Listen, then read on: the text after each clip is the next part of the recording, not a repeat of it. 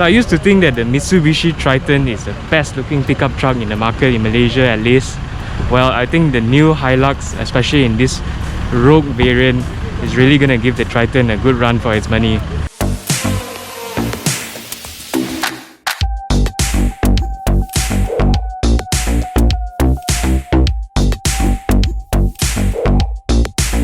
It just looks like you can straight away drive onto a Dakar or a Baja stage with no problems at all. Man, I think this will be one of the most popular pickup trucks, especially for those who are looking for lifestyle pickup vehicles.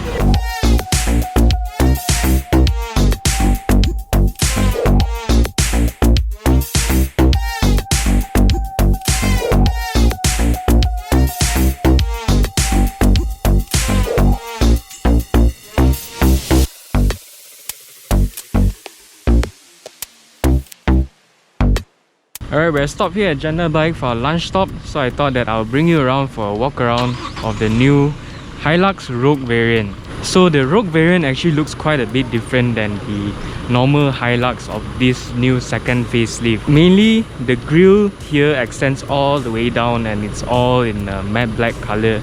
If you notice, it's quite three-dimensional and it also wraps around the top of the hood. Flanking it is slimmer headlights now. And on this Rogue variant, you get bi-LED headlights. So the square part is the LED projection, and this strip over here is actually the daytime running light as well as the positioning light. Very nice small little details over here. And lower down here, this is also exclusive to the Rogue variant. The LED fog lights come in this C-shaped enclosure with a trim that actually extends to the side that forms the over fender. It just gives it a very off-road rugged look to the pickup truck. Further down in front here, the skid plate is also quite apparent. It's extended further outwards to the number plate area. So yeah, that's the difference between the Rogue variant and the normal Hilux. The normal Hilux just has sort of like a small strip at the bottom. So over at the side, as we mentioned before, the over fenders, and the Rogue variant rides on 18-inch wheels in this sort of dual tone look. The hub is quite deep into the wheel and the whole thing just looks very aggressive. Up here, the wing mirror is actually in a sort of like a matte black color, which is exclusive to the Rogue variant. Similarly, on the door handles as well, it's sort of like a matte greyish finish to it. Down here, the side steps actually come with a very nifty welcoming lights over there. So when it's in the dark, you can actually see where you're stepping on. That is a very thoughtful addition. Further back, this sports bar, they are an optional item. In other markets, you get sort of a sleeker one without this shiny bar on top. But I think this looks a bit more utilitarian, looks a bit more rugged. And there's also Rogue decals on the side here, just to let people know what you're driving. So over back here, the tail lights are now LED items on the Rogue, as well as the 2.4V variant. While the shape here is very similar from before, it now has this E-shaped lights which really looks nice on the road. Everything is LED, but except for these turn indicators, which is, to me honestly, is quite an odd choice. Also exclusive to the Rogue variant is this tailgate garnish over here with a Hilux branded right across it instead of on the right side, and the bumper is also body colored instead of the chrome that you get on the other variants. Another nice niche touch on the Hilux is actually inside within the trunk bed. You notice over here they actually added a light so you can see when you're sliding all of your items back into the trunk bed. That's very thoughtful. So yeah, I think the new Hilux, especially in this Rogue variant, it looks really cool. It really upped the game in how the Toyota Hilux as a whole sort of represents itself on the road. It's no longer the true utilitarian kind of pickup truck that we are so associated with the Hilux. It's evolved into a truly lifestyle product, which I think a lot of people will fancy. New inside the cabin of the new Hilux is this Optitron instrument cluster. So as you can see, there's now a large multi-info display in the middle. So just like any new Toyotas, you can scroll through it to look at all of your driver assistant feature settings, your warning messages, your fuel economy, fuel consumption figures. And because it is a pickup truck, it has a few neat tricks of its own, such as this, which is your steering wheel angle.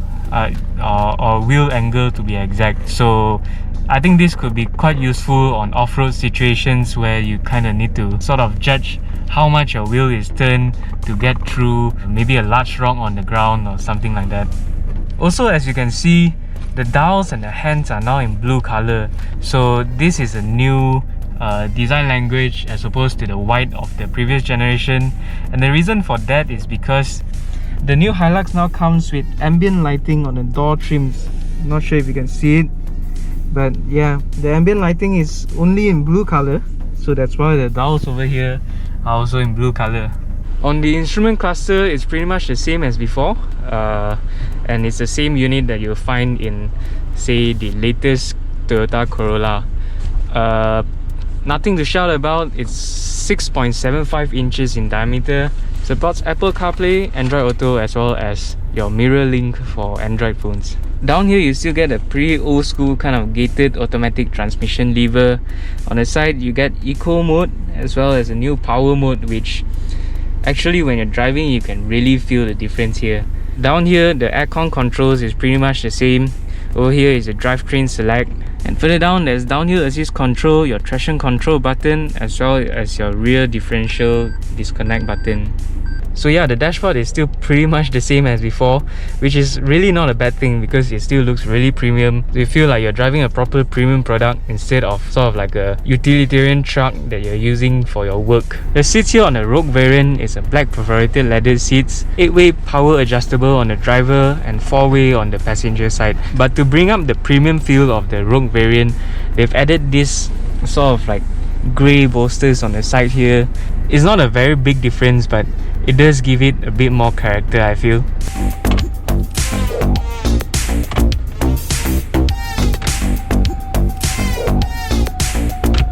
This is the second facelift of the 8th generation Hilux, and over there, that's the 1st generation one.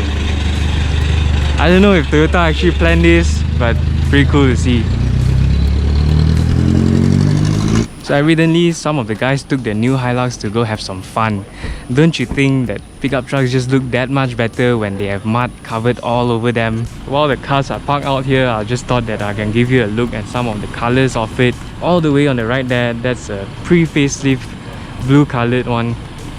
And over here, these are the facelifted variant, and you can just see how much difference it has. There's a white one over there, black one, and this over here is a brown mica metallic, which is a new color for the Hilux.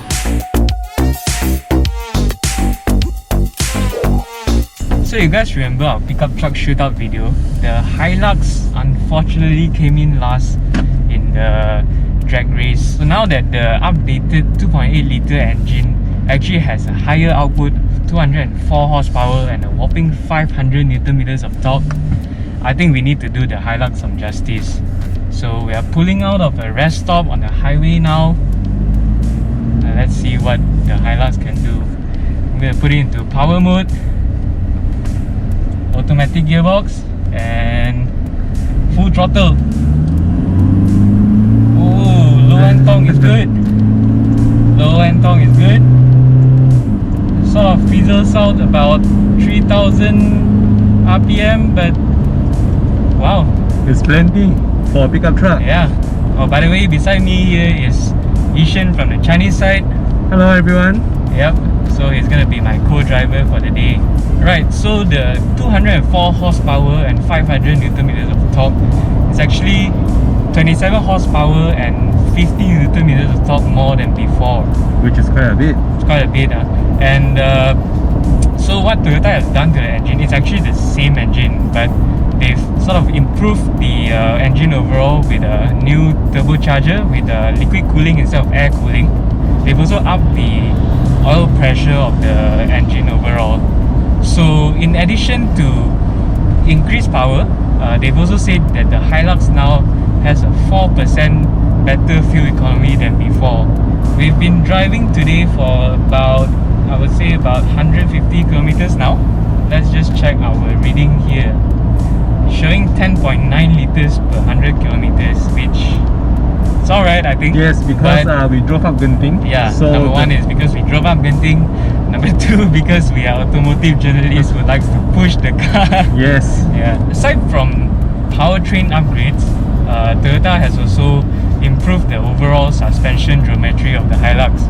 So what they've done is they've retuned the absorbers as well as cabin mounts and all those sort of bushings and things like that. Apparently to increase comfort. And driving on a highway now, I can say that it is actually quite noticeable. Yes. It's not something that you honestly expect from a pickup truck, right? It's very smooth on the highway. In addition to the added comfort, cabin noise I would say has actually reduced quite a bit. That much we can definitely see that. We can only see the reduced engine noise. Yeah. So as about the ride, it's definitely not passenger car or SUV level. Yeah. But it is a big improvement. Yeah, it's still solid leaf suspension at the back after all, right? Yes. But it's honestly improved quite a bit, I would say. On the highway at least, when you're in city driving, when there are a bit rough surfaces and things like that, you still can feel the sort of jumpiness. The rumbling. Yeah, of leaf suspension at the back. But on highway drives, really no complaints at all. Yes. I think in this generation, Toyota has really tried to push on the lifestyle aspect of the Hilux, especially with this Rogue variant, with the personally for me very attractive looks outside, as well as like Yishan said, the toys that comes with this Apple CarPlay, Android Auto. Yeah, it's something that even a lot of passenger cars don't have. Yes. And in addition to that, it also comes with Toyota Safety Sense.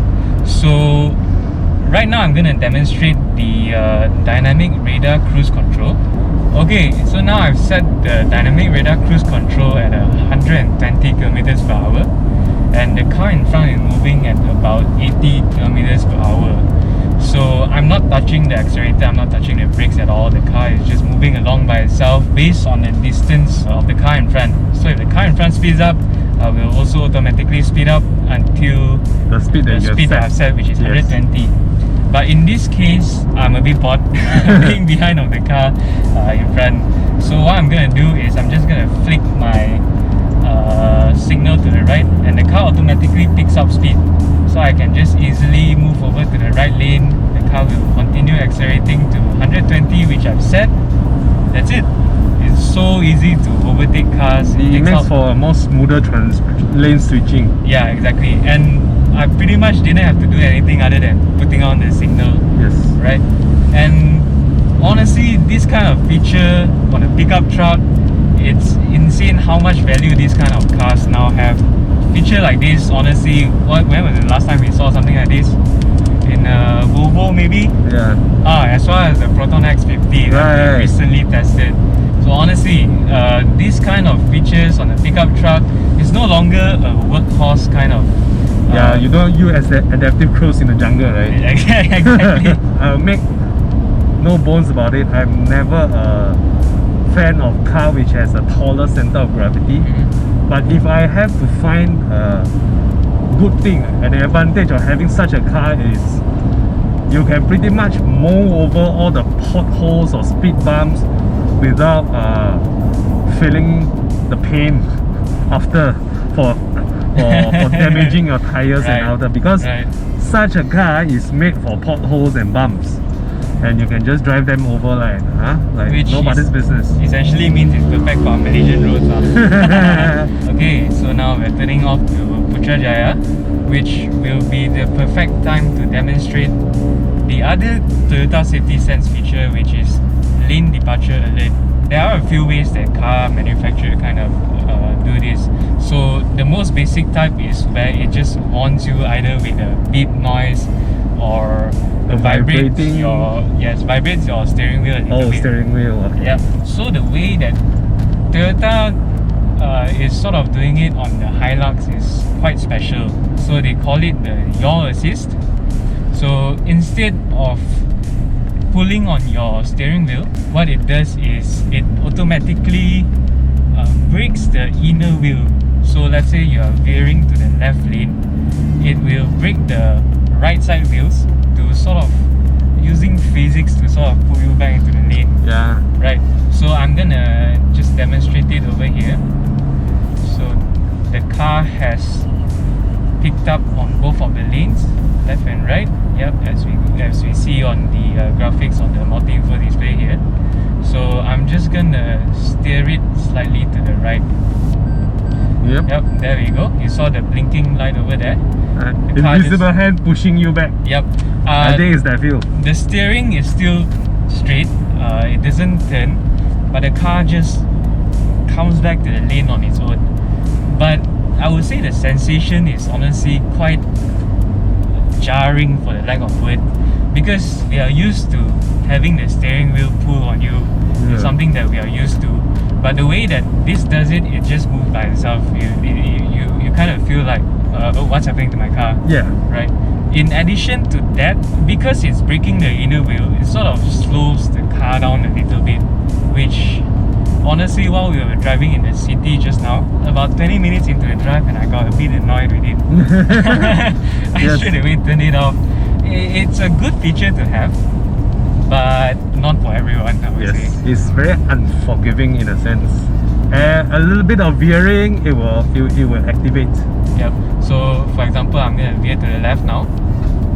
Yep, there you go. The car, it sort of slows down by itself, push you back into the lane. Not very comfortable for the passenger as well. Yep. So another new improvement that Toyota has made to the new Hilux, they call it the variable flow control for the steering wheel, which essentially basically means that your steering wheel will automatically lighten in slower conditions, like where we are right now. We are inside Putrajaya, so we're just driving through the city. It makes turning around tighter corners quite a lot easier. So essentially your power steering works harder in these kind of situations. But when you are driving at highway speeds, it basically firms up your steering wheel and gives you a lot more stability in the highways. So even it's not so easy to sort of like twitch the steering wheel. Yes. But we have to add the ratio. It doesn't change the ratio. It merely changes the weight of the steering wheel. Yes, that's right. So giving you a little bit more feedback, I would say. Yeah. But the ratio is still the same. So like, let's say you're turning a tight U-turn, you still have to put in quite a lot of work to get the car to turn. But having this, number one, you get more stability on the highways. A lot more easier to drive. You won't feel like you always have to, keep your car in the lane, always paying so much attention to it. Additionally, Toyota also say that it helps with overall fuel consumption. Yes. Because less reliance on, less torque consumption was the word that they used. Right. It's sending less power to the power steering, essentially. Pretty cool. And on the Rogue variant, Toyota has actually added an auto limited slip differential on the rear axles.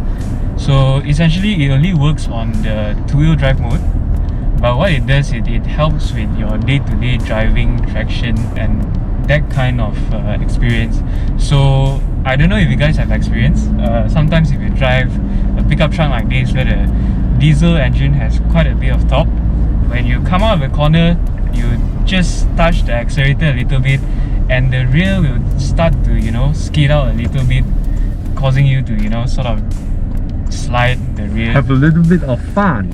Yeah, I mean it is fun to some people, but it can also be quite scary, and essentially it's not very good for daily driving. It safety wise, number one. Number two, it also makes you feel quite uncomfortable driving like that. That's right. So the Auto LSD mitigates all of this sliding action for a more smoother daily drive, which is good to see.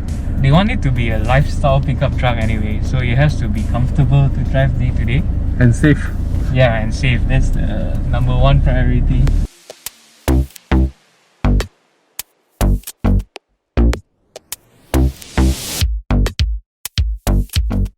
So being a pickup truck, of course we still have to do a bit of off-road action. So to cap off the day, we're just gonna turn it into all-wheel drive mode and set off.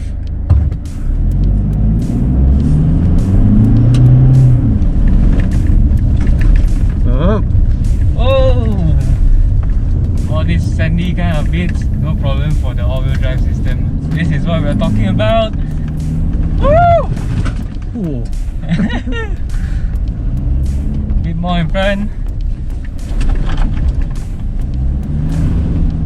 Yes, no problem. Having fun? As a passenger, no lah. Yeah. Okay lah, can lah. Thanks for watching. I hope you enjoyed the day like we did. So if you enjoyed the video, do click like, share and subscribe to our YouTube channels for more video like this. For more information on the new Hilux, do log on to AutoBuzz.my. I'm gonna continue driving the off-road track.